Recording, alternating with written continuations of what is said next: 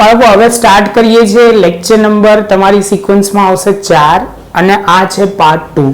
તો પાર્ટ 2 એટલે સમજી શકો કે આની અંદર એક લેવલ આગળ જઈશું. આ એક લેવલ આગળના કયા કયા પોઈન્ટો આવશે.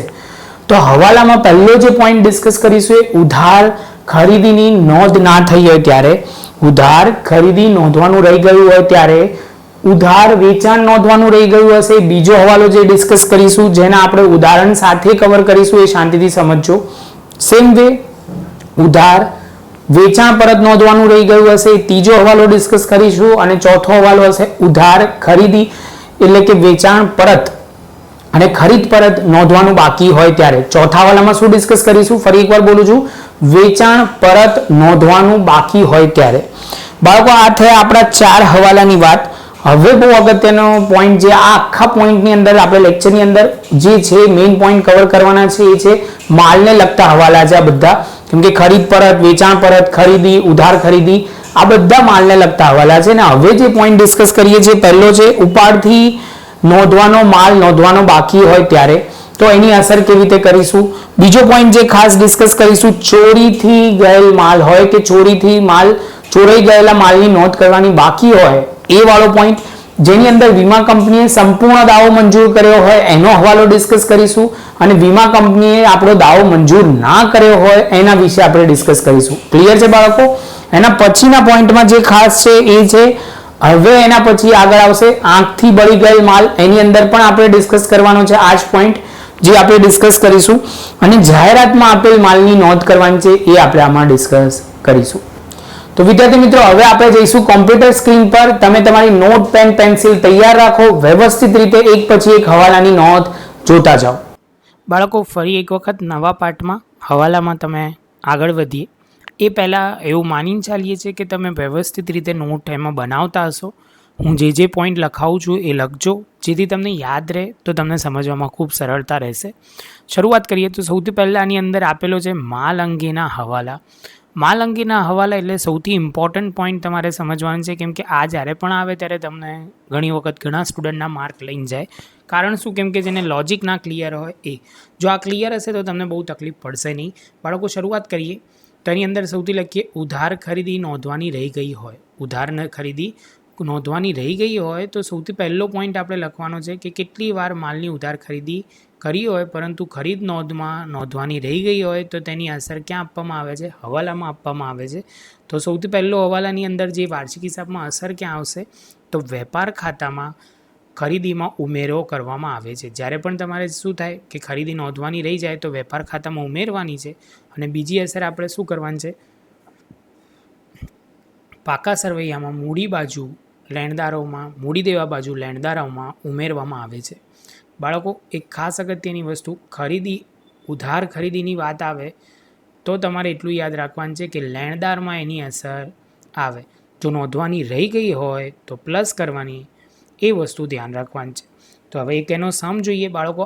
આ પોઈન્ટ તમારે લખી કાઢવાનું જે હાઇલાઇટ કર્યું એ અને આ ઉધાર ખરીદીનો પોઈન્ટ લખીને આ પોઈન્ટ લખવાનો છે. એટલે આટલું પોઝ કરીને મને લખી લો પછી આપણે આગળ જઈએ.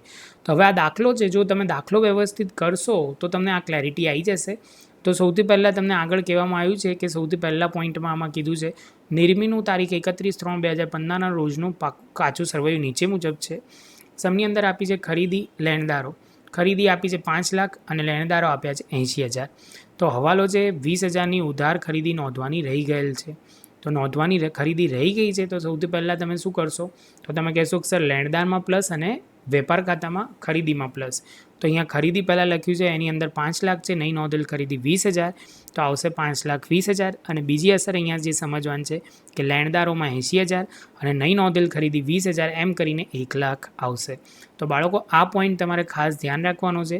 પોઝ કરીને જો આ સમ લખવું હોય તો પહેલાં ઉપરથી સમ લખી લો, અહીંયા પોઝ કરો અને પછી એના પછી આ બીજી અસર આપી દો તો વાંધો આવશે નહીં. સેમ વસ્તુ તમે કહેશો કે સર હવે આગળ જઈએ. અમુક જગ્યાએ બાળકો હું થોડુંક સ્પીડથી જઈશ કેમ કે એનું કારણ છે તો તમારે વધારે પછી ટાઈમે ના બગડે અને તમારું કામે થતું જાય. તો સૌથી પહેલાં જે હાઇલાઇટ થયું એ સમજીએ. ઉધાર વેચવાનું નોંધવાનું રહી ગયું હોય તો ઉધાર વેચાણ રહી ગયું હોય તો તમે કહેશો કે સર એની જે અસર આવે એ ઉધાર વેચાણ કે તો તમારા મગજમાં આવવું જોઈએ કે સર જે આવશે ઉધાર વેચાણ એ દેવાદારમાં અસર આવે. શેમાં અસર આવે? દેવાદારમાં. તો દેવાદારમાં અસર આવે તો બાળકો એ સમજવાની શરૂઆત કરીએ. તો સૌથી પહેલાં તમે ક્યાં લખશો બાળકો? તો સૌથી પહેલાં લખશો વેપાર ખાતામાં જમા બાજુ વેચાણમાં ઉમેરાઈ જશે. અને બીજો પોઈન્ટ જે તમારે ખાસ સમજવાનો છે, તો આની અંદરના સૌથી પહેલાં વેપાર ખાતામાં જમા બાજુ વેચાણમાં ઉમેરાશે અને બીજી અસર જે આવશે એ પાકા સરવૈયામાં મિલકત લેણા બાજુ દેવાદારમાં ઉમેરાશે.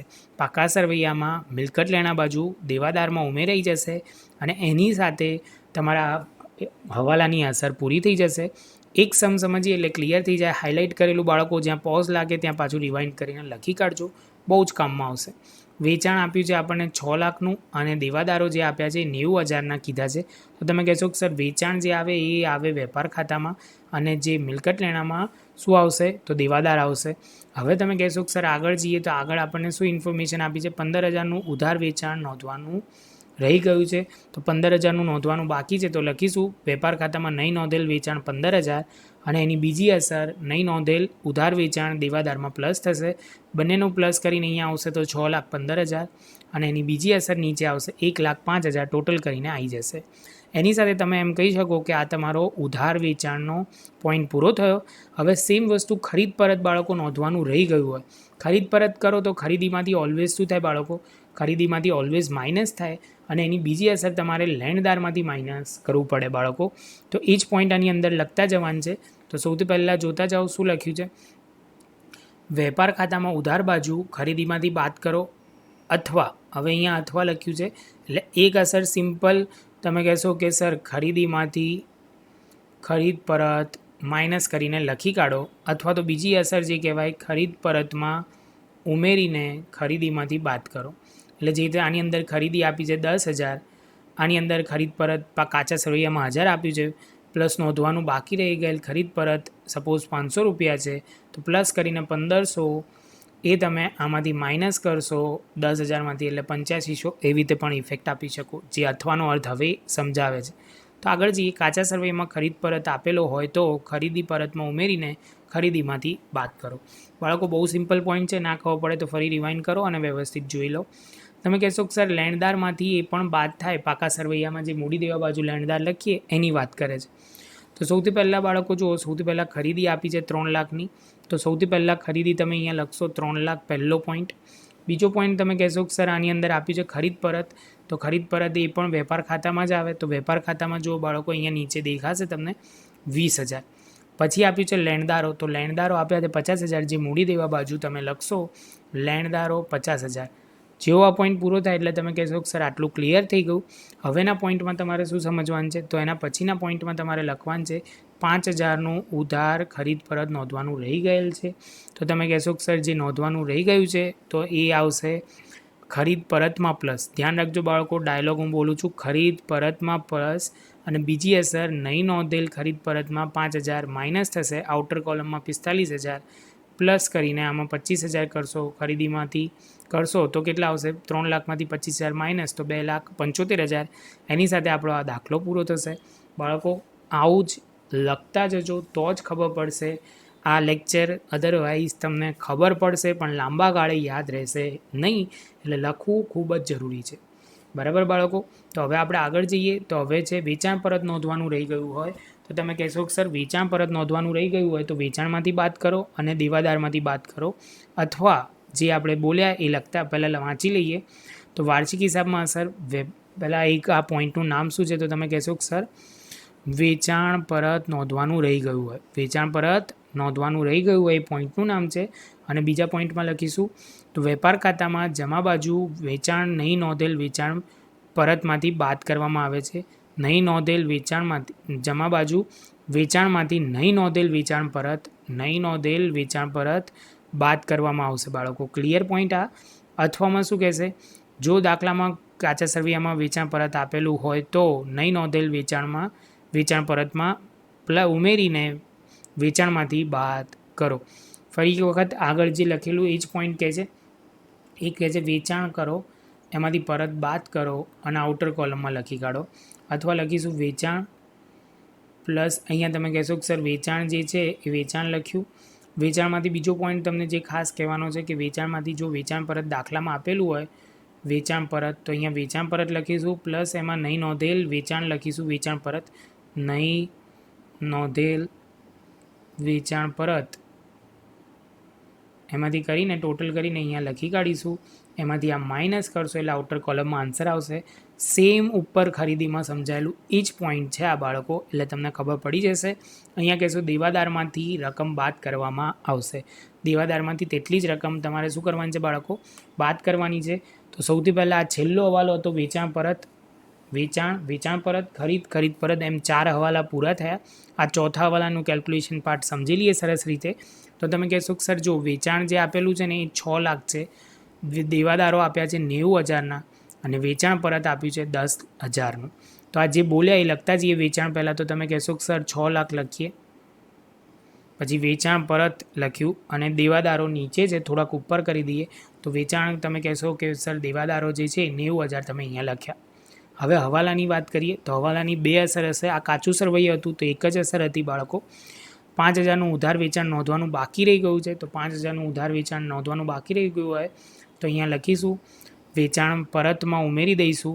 એટલે અલ્ટિમેટલી આઉટર કોલમમાં આવશે 15,000, જે માઇનસ કરશો એટલે 5,85,000 અને દેવાદારોમાંથી તમે નહીં નોંધેલ વેચાણ પરત માઇનસ કરશો એટલે 85,000 આઉટર કોલમમાં આવી જશે. બાળકો આ પોઈન્ટ હતો તમારો. 4 પોઈન્ટ કવર કર્યા આપણે, 4 હવાલા. તેમાં તમે કહેશો કે સર પહેલો હવાલો ખરીદ નહીં નોંધેલ ઉધાર ખરીદી, પછી નહીં નોંધેલ વેચાણ, ઉધાર વેચાણ, વેચાણ પરત, ખરીદ પરત, એના રિલેટેડ વાત થઈ. હવે અન્ય રીતે ગયેલ માલની નોંધવાની બાકીની એન્ટ્રી આપણે ડિસ્કસ કરીશું. તો બાળકો હવે સ્ટાર્ટ કરીએ છીએ, જેમાં 4 અલગ અલગ રીતથી આપણે પોઈન્ટ કવર કર્યા છે. ઉપાડથી ગયેલ માલ, ચોરીથી ગયેલ માલ, આંખથી બળી ગયેલ માલ અને જાહેરાતથી ગયેલ માલ. તો સૌથી પહેલાં પોઈન્ટમાં જે અસર આવે છે, ઉપાડથી જ્યારે જાય ત્યારે બધામાં એક વસ્તુ યાદ રાખો. પહેલાં તો એક અસર તો કોમન જ છે, ખરીદીમાંથી બાદ થવાનું છે. બધાને ખરીદીમાંથી બાદ. આ એક પોઈન્ટ યાદ રાખો. હવે જે પોઈન્ટ છે ઉપાડથી ગયેલ માલ આવશે તો તમે કહેશો કે સર એ મૂડી દેવામાં ઉપાડ બાજુ ઉમેરાઈ જશે. એટલે હવે તમે કહી શકો કે આને એ રીતે પણ લખી શકો, અથવા બીજી રીતે કહી શકો કે તમે જ્યારે 12માં આ દાખલો ગણતા હો તો તમારે એમ કહેવાનું છે કે સર એના મૂડી ખાતામાં ઉધાર બાજુ લખાઈ જશે. શું લખાઈ જશે? મૂડી ખાતામાં ઉધાર બાજુ લખાઈ જશે. આગળ જઈએ, ચોરીથી ગયેલ માલ તો એ આપણું નુકસાન કહેવાય. તો નફા નુકસાન ખાતાની ઉધાર બાજુ ચોરીથી થયેલ નુકસાન ખાતે લખીશું. પછી તમે કહેશો કે સર આંખથી બળી ગયેલ માલ, તો આંખથી બળી ગયેલ માલમાં નફા નુકસાન ખાતાના ઉધાર બાજુ આંખથી થયેલ નુકસાન ખાતે આપણે લખીશું. આગળ જઈએ, જાહેરાતથી ગયેલ માલ તો તમે કહેશો કે સર જાહેરાતથી ગયેલ માલ જે પણ આવશે તો એ નફા નુકસાન ખાતામાં ઉધાર બાજુ જાહેરાત ખર્ચમાં ઉમેરાઈ જશે. આ 4 પોઈન્ટ તમે સરસ રીતે લખી કાઢો બાળકો. પછી આપણે આગળ જઈએ. હવે દાખલો બાળકો, આ એક ઇમ્પોર્ટન્ટ પોઈન્ટ છે જે તમને બહુ પૂછાતો ક્વેશ્ચન છે કે જુઓ બાળકો, આની અંદર એમ કીધું હોય કે જ્યારે કોઈ આંખથી નુકસાન થયું હોય અને વીમા કંપનીએ દાવો મંજૂર કર્યો હોય તો એની વિશે વાત કરી રહી છે. જો આંખથી બળી ગયેલ માલ અને વીમા કંપનીએ સંપૂર્ણ દાવો મંજૂર કરેલો હોય તો શું થશે?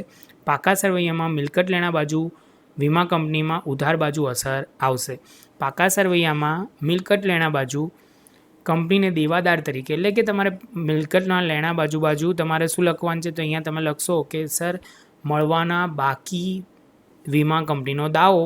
આ કઈ બાજુ આવશે? મિલકત લેણા બાજુ. અને બીજી અસર, જો તમને આગ લાગી હોય તો આગ લાગી હોવાથી ખરીદીમાંથી વેપાર ખાતામાંથી બાજુમાંથી બાદ થશે. જે પોઈન્ટ થયો પહેલો આ પૂરો, જેમાં બહુ સિમ્પલ વાત હતી. પરંતુ હવે ઘણીવાર એવું થાય કે દાવો જે હોય એના કરતાં ઓછું આપણો દાવો મંજૂર થાય. જો વાંચીએ એની અંદર તો જો દાખલામાં આંખથી બળી ગયેલ માલ અંશતઃ દાવો મંજૂર રાખે અથવા બાકીનું નુકસાન વેપારીએ જ ભોગવવું પડે, તે સંજોગોમાં શું આપણે અસર આપીશું એની વાત કરીએ. આમનો જ બાળકો આપણે ફોકસ નથી કરતા, આપણે મેઇન એની હિસાબી અસર જ જોઈએ છે. તો પાકા સરવૈયામાં જેટલાનો દાવો મંજૂર થયો હશે એટલા મિલકત લેણા બાજુ દેવાદાર તરીકે મંજૂર કરવામાં દેખાડવામાં આવે છે. જે નુકસાન ત્યારે વેપારીને ભોગવવું પડ્યું છે એ નફા નુકસાન ખાતાના ઉધાર બાજુ આંખથી થયેલ નુકસાન ખાતે અસર આપશે. અને જેટલો માલ બળી ગયો છે એટલાની અસર તમારા વેપાર ખાતામાં ઉધાર બાજુ ખરીદીમાંથી બાદ કરવામાં આવે છે. આ પોઈન્ટ લખવું હોય તો લખી કાઢો બાળકો. પછી એના પછી આપણે આગળ 20મો એટલે કે આ પોઈન્ટની અંદર આપણે ડિસ્કસ કરીએ. આમાં બધા પોઈન્ટ કવર થઈ જાય છે, એટલે બાળકો શાંતિથી એક પોઈન્ટ સમજતા જજો એટલે ક્લિયર થઈ જશે. તમને દાખલામાં આપ્યું છે કાચું સરવૈયું ભાવનાનું 31/3/2015ના રોજનું કાચું સરવૈયું. એની અંદર આપ્યું છે મૂડી સૌથી પહેલાં આપ્યું છે 1 લાખ, ઉપાડ આપ્યો છે આપણને 10,000, જાહેરાત ખર્ચ આપ્યો છે 4000. આટલો પોઈન્ટ આપણને કવર આપેલો છે. હવે એક એક હવાલો પહેલાં જેટલું આપ્યું એટલું પહેલાં લખી કાઢીએ. મૂડી જે આપ્યું હોય એ મૂડી દેવા બાજુ આવે, ઉપાડ પણ મૂડીમાંથી બાદ થાય.